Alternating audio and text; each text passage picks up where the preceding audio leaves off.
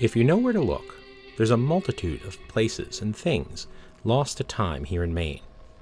Today, let's travel to the city of Portland and explore one of these places lost to time. Episode 3: Abandoned. Battery Steele. Today's adventure starts out here, on the water. We're going to take a short trip across Portland Harbor. Our destination? A little island right off the coast. We're going to head to Peaks Island, home to a fun little island community and a fascinating abandoned building. Hello, welcome to Peaks Island. This is right off the coast of Portland. Now, I know in the intro I often talk about going off the beaten path and staying away from the regular roads. Well, this would quantify, because you can't even drive here. You have to ride on a ferry.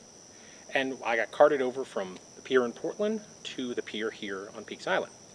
Now, I've never actually been here before, so this is new for me.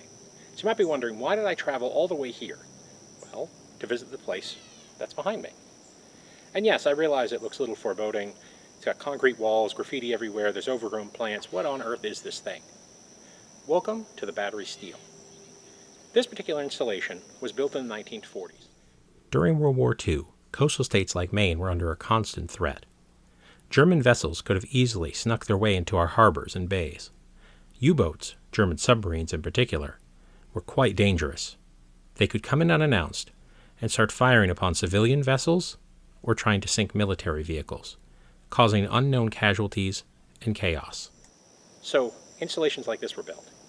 This particular installation had two 16-inch battleship-style guns that could fire 2,200-pound shells up to 30 miles away. A series of lookout towers on the other islands could relay information so they could accurately hit their targets. Now, good news. These were never actually used for wartime. They were practice-fired, which apparently shook everything on the island. As one islander put it, you knew when it happened. Everything would shake. Windows might even break. Now, this installation is pretty big, and it has giant tunnels that go underground. And you might be asking yourself, what sort of fool would travel to an island he's never been to a scary-looking place, to wander through the dark, to see what's there? It's me. I'm the fool. I want to check this place out. Because, like other structures that have been abandoned in Maine, there's some sort of history and something unique about it. The good news is, and I need to stress this, I am not trespassing. This is open property, so you can come visit on Peaks Island. And I am here at nighttime, which was not my intention, but that's a way longer story. So, this fool and his lantern are ready to check it out. Come on. It's hard for you to see exactly what's going on in here, but these tunnels are giant and dark and echoey. Even as I'm standing here setting up for the recording, the drips coming from the ceiling sound like footprints in the distance.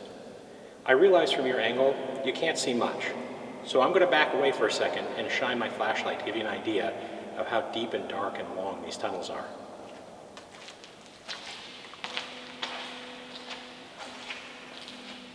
As you can see, they stretch quite a ways, with a multitude of rooms off to the side.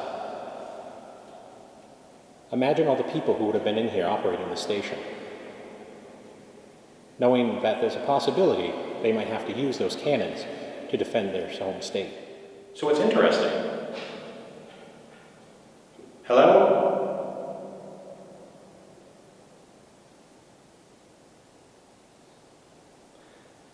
So there's a multitude of these rooms off the main hallway. And what makes it interesting is not that big, or dark, or empty, or echoey. It's the multitude of art elements. Generations of people have been coming here and leaving their mark.